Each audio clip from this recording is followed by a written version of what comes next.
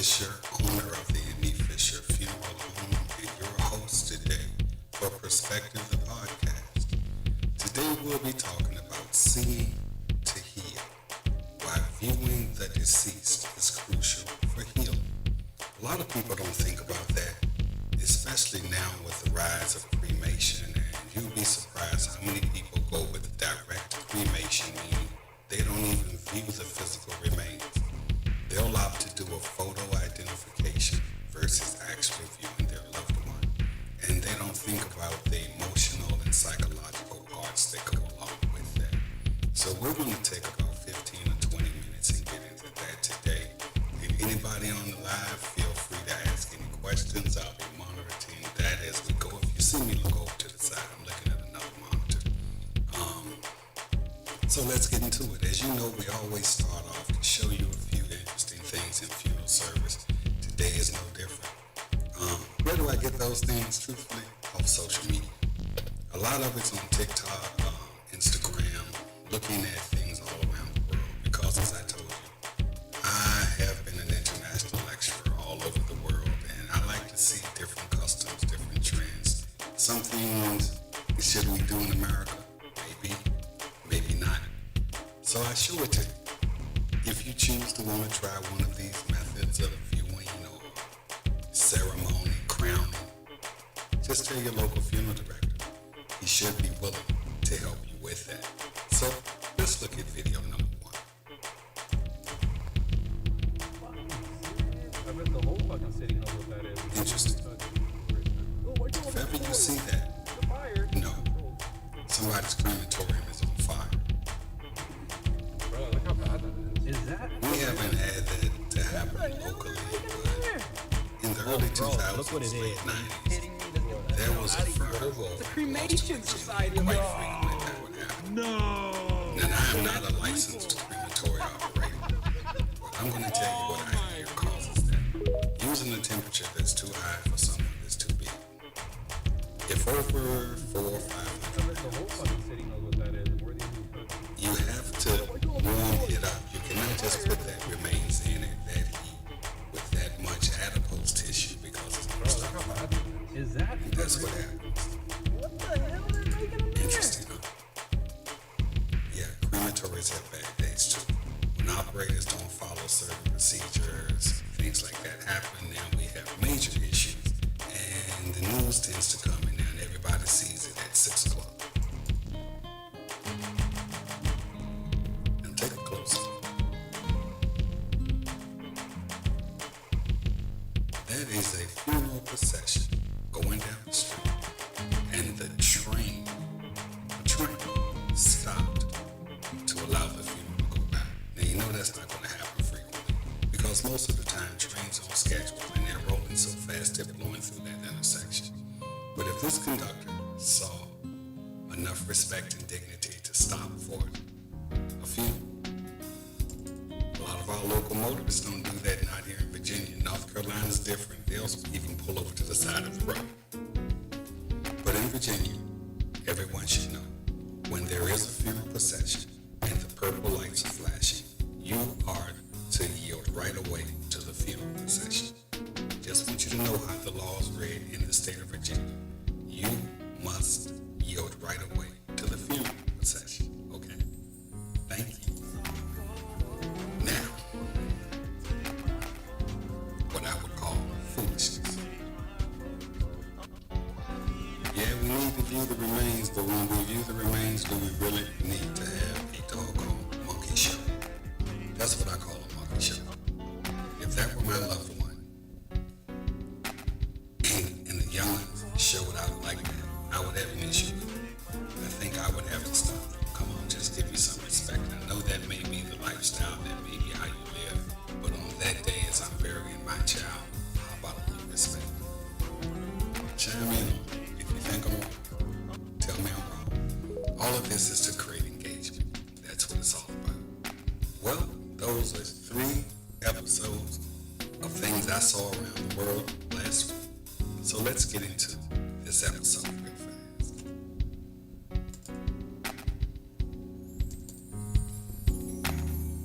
Seem to heal. Why view the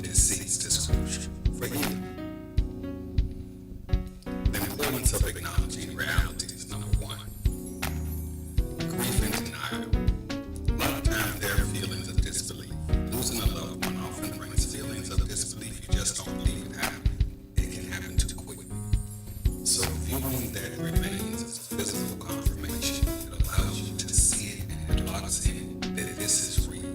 This is not a fantasy. This is not a dream. No, I don't like what I'm feeling. I don't like it. But this is real. This is what it is. It helps us to process the death and start the grieving journey a lot easier. Now, some of the psychological advice. As I said in the beginning, it confronts the reality. Most psychologists will tell you that viewing the remains is crucial for a healthy grief process, whether you want to admit it or not. Those are facts. It also reduces the confusion, that sense of I can't believe they're gone. Viewing the remains, it solidifies. And due to that, it initiates the grief process.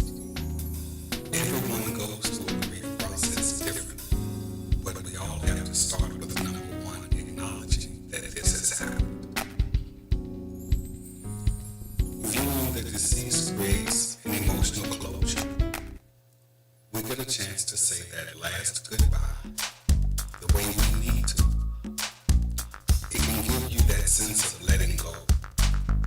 I now am acknowledging that mom, child, son, aunt, uncle, close friend, they're gone. And I'm seeing him here in this casket, in this identification container, whatever your choice is. I've heard quite a few people, well, I'm going to say 30%, not quite a few, because I like to be honest. They will say after a direct cremation or opting for a closed casket that they wish they had taken a moment to view the remains one last time, because the memory picture that they have of them being sick in the hospital, tubes, whatever, they just didn't like that, and they wished that they could have seen the loved one prepared, at least feature set, with a chance to just say that last goodbye. And again, it's a symbolism. It bridges that gap of I can't believe it's true, and yes, I must go on in life.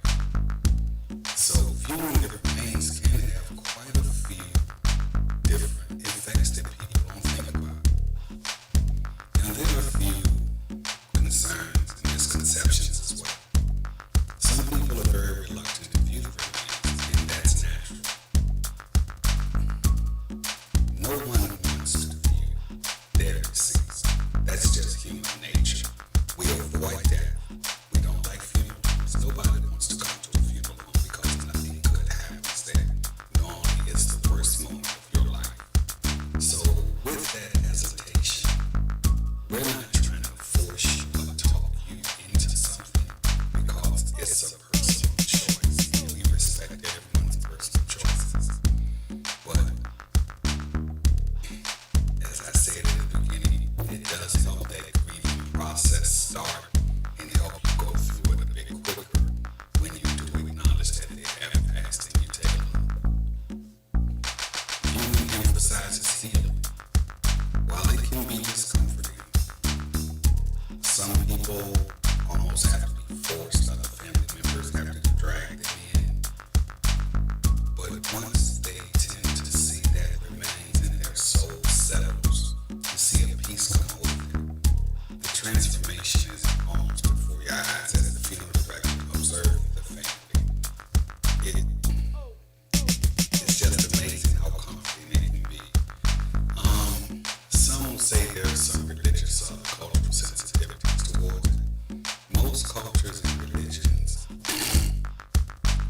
will encourage some type of viewing, whether it be for public viewing. Now, I'm not going to say that, because a true Orthodox Catholic does not believe in that open public viewing. If you notice, JFK's casket was not open for the public to come walk by the Capitol and Rotunda.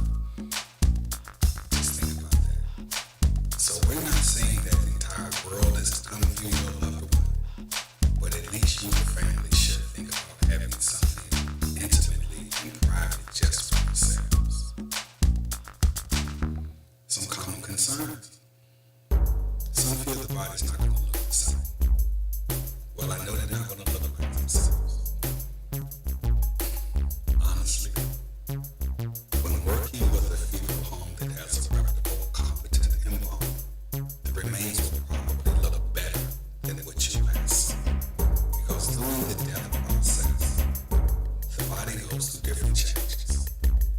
Most of them are emaciation, meaning losing weight, getting smaller. Some disease process is kicking in, so your loved one isn't looking like they did at 45 and at whatever day you remember seeing them. But with a competent involvement, there are methods and techniques to bring you back to looking like yourself. So most of the time, people will look better when they've been prepared professionally than they did when they passed. Sometimes trauma and recent tragic deaths. People often wonder about that. And as I told you in one of our earlier episodes, I started my career in the late 80s, early 90s. Crack cocaine was on the rampage. Execution-style murders were popular. I come out of Richmond, Virginia, was working with Scott's funeral. We did execution-style murders every day, it seemed like. So through that, we got proficient at putting skulls back together, rebuilding soft tissue so loved ones could be viewed. So again, I say, if you have a competent embalmer, don't worry about that. 90% of anything we see in a horrific way, we can reconstruct and make your loved one look reasonably like themselves. Now, there are a few instances where we can't, and I'm going to let you know what they are from my opinion. Drowning, being in the water for a length of time, especially when the crabs and the critters have started to eat at the flesh. When remains is that bloated and that disfigured, so it's not much we can do. If you ever suffered a 4th degree burn, most people know 1 through 3. 4th degree is total incineration. When you get to the point that all epidermis, dermis, subcutaneous, down to muscle layer, all of it's going way down to skeletal, there's not much we can do there. If hit by a tree, depending upon how, if laid sideways, his legs are cut off, and say body is cut into pieces, yes, you can still have a view. But if hit forward with blunt force trauma, totally crushed, probably not. Anytime dealing with a crushing and the body's flattened to a pancake, meaning having no cranial structure, it's hard then to have a view. Another thing is, well, they've been dead too long. We normally can also create a viewing situation out of that. As long as the body is properly refrigerated, not decomposed, we can probably have a viewing that will give you positive experience and closure. Now let's debunk a few myths. The body's going to look unnatural. As I just said, that is not true. We have trained professionals that know how to work with it. Well, viewing only makes my grief worse. No. It causes you to acknowledge the grief. Through that moment of heightened grief, you may appear as though it's worse at that moment. But as you process it, the hours, the days go by, you'll realize that that experience is now making this part even easier, because during that grief, what we know as clinicians, you are more receptive to everything going on. Meaning, if you had your family there comforting you, you're going to remember that. And when you think of it, it's going to release endorphins of comfort. And that sensation's going to come back. The funeral homes will make all the decisions we're going to make you. That is a misconception. That is a lie. We cannot make a customer do anything they don't want to do unless it's required by the law. Now, as I said, with cremation, there must be some type of identification view. Most funeral homes now will use a photo ID view, just because some people will not want to come into view just to say, yes, we can have this cremation. So whatever your choice is, we can make it work for you. And as a funeral director, what is my job in this process?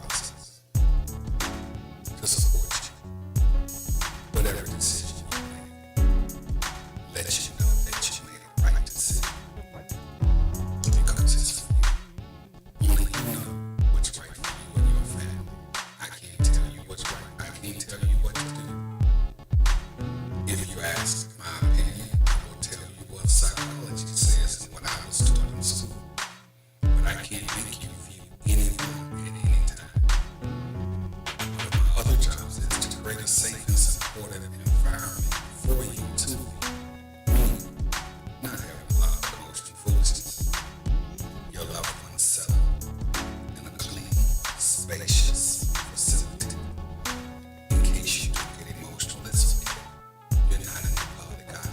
This is your private time with your loved one to express your emotion how you'd like to. My job is to make sure that during that viewing, anything you need, we're there to help you or comfort you. So a staff member will be not, I'm not going to say assigned to you, but we will be watching you and checking in on you, asking you, are you okay? Do you need anything? That's our job, to make sure that you're comfortable in this environment because you're experiencing it there for the first time. This is what we do every day as a couple. Now, the healing impact of grieving, let's go back to it again. One thing it does, it brings the family together. Normally, in heavy public viewing, we allow the family to be first. That's called first viewing. That moment is for them to reflect. If they want to make any changes, they may say, we don't like that tie, we want to put another tie on that. I have taken ties off where I had on the family said, Mr. Fisher, I like your tie, but guess what? It's yours. Take it off. Put it on. That's what we do. They may not like the shade of makeup we use, so we may make some corrections. But I'm gonna take a trip into not getting off topic, just to see. When you call me, if you tend to use a dye, and you can just college drops, it's gonna impart a reddish tone like normal hemoglobin. So when using that with your chemical, if you have enough humectant in it, you're not gonna need a lot of makeup. The color's gonna come from within, the way God intended. Just as informative right there. Another thing that it does once they get over that immediate family getting their moments together, getting a chance to reflect if they want to make any changes, time we can do that. It allows for collective mourning. So when the friends and all come, we all can grieve and talk about this one person that we love and admire. And we're not going to say grief likes company, but when we have more people surrounding us, it's a support system. So we're building support through this entire process. And it's also a great space for reflection. Everyone has a personal story about your loved one. You shared them with the world. When they went to work, they had relationships. When they went to church, when they went to the corner store, they had a total joke, whatever. So you get to learn another side of your loved one that you may not have known because everyone that comes will tend to tell you a story, something funny, even if it's down to that brother owed me $10 from 1966. There's no telling what you may hear, but that's what the community is all about, helping each other. Another thing that the impact of healing does, it provides emotional closure through confronting the wounds. So when you see your loved one there, you should be, I'm not going to say shocked, but bring forth from denial into acceptance. Once we get acceptance, grief starts to change a little bit. We start to now realize there's nothing we can do. It has happened and only God can give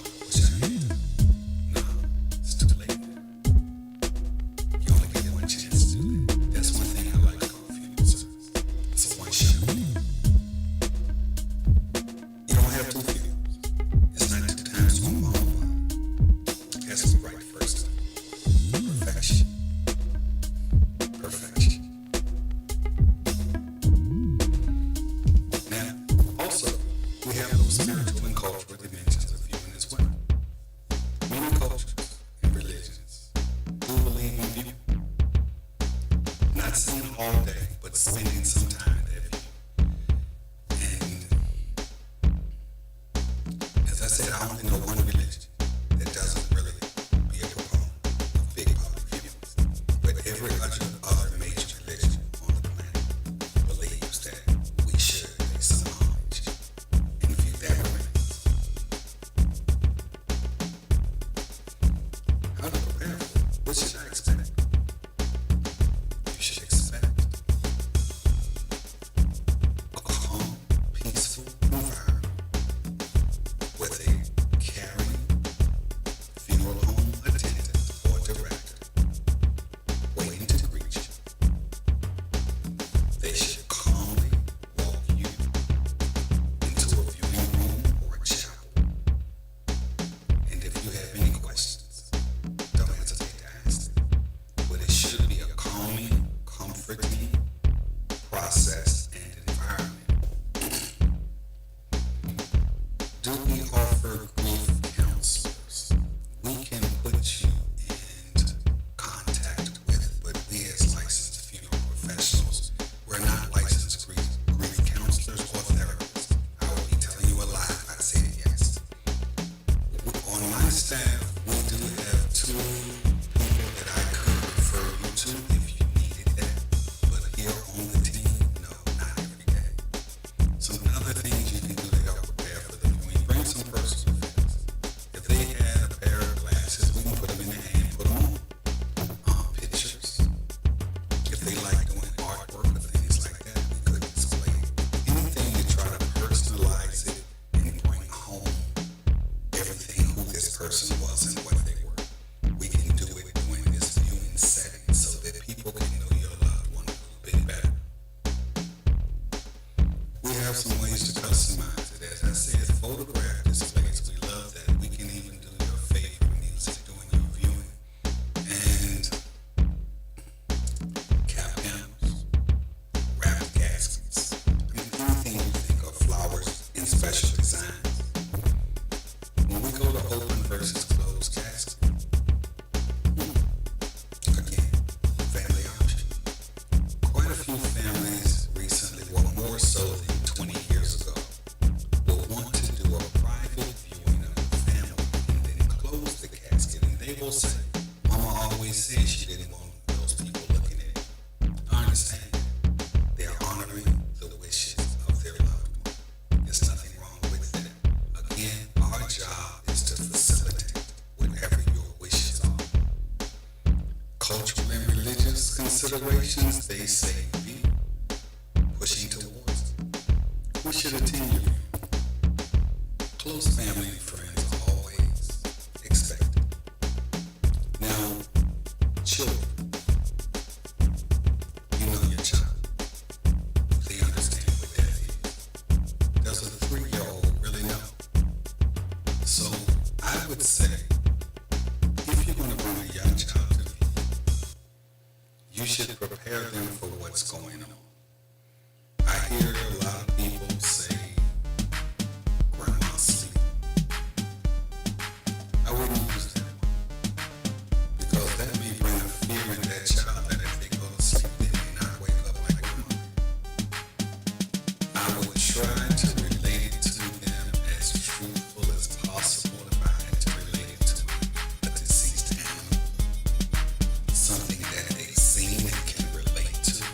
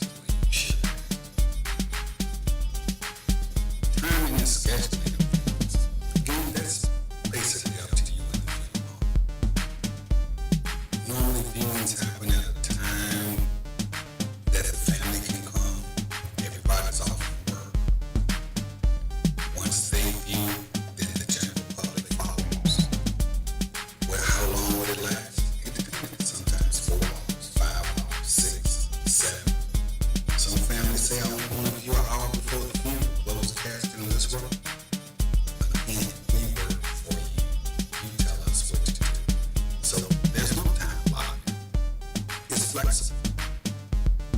You tell us what you want, we make it. Can a family have multiple views? Yes, of course they can. Most do, especially when having church. Think about it. Is anybody viewed at the funeral home the day before or 2 days before? Yes. Then is the view again at the church? Yes. Sometimes we have wakes at churches. We can have a viewing at an off-site location, bring the remain back, and then have it at another church the next day. Again, it's whatever you like it to be. We can accommodate. It's all can be worked out. During the viewing, we will provide emotional support. It's what we do. We're wired for that. We create that calming environment. Even when we're arranging flowers, people need to know that when your flowers and everything comes from the florist, the funeral home sets that up. If we're doing video tributes or things like that, they'll be set up and playing when you come. Tribute blankets, whatever displays you have. That's our job, to create that calming environment. And we're going to ensure that respect and dignity is had. Even if you have a family member that comes in and he gets a little loud, or we will shh him up. Yeah, shh, bro. You know, things happen. We're not going to let the family be disrespected during their personal time with their loved one. It's not going to happen. So, here we go with a good overview today. First thing is, viewing the deceased. It acknowledges reality. It pushes you from denial on into acceptance. The grief process now moves. It provides emotional closure. One final opportunity to say goodbye, so you won't have that regret later. It honors your cultural and religious traditions that have been passed down from your ancestors. Maybe we need to get back to some of the traditions of our ancestors and bring us back what we need. Another thing it does, it's a support for healing. It fosters collective mourning, bringing family and friends together to support each other during the grief.